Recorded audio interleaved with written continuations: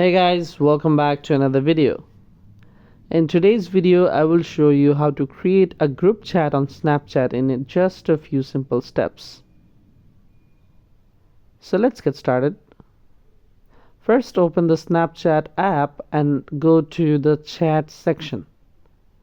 At the bottom of the screen, you'll see a blue button. Tap on it. From there, select New Group.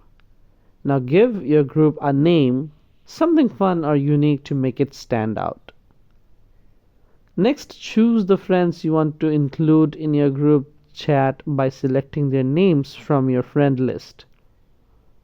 Once you are done, tap the blue button at the bottom that says Chat with Group, and that's it. You have successfully created a group chat on Snapchat. It's super easy, right? Now you can start chatting and sharing snaps with all your friends in one place. Thanks for watching. If you found this video helpful, don't forget to like, comment, share and subscribe to the channel for more quick tutorials. See you in the next one.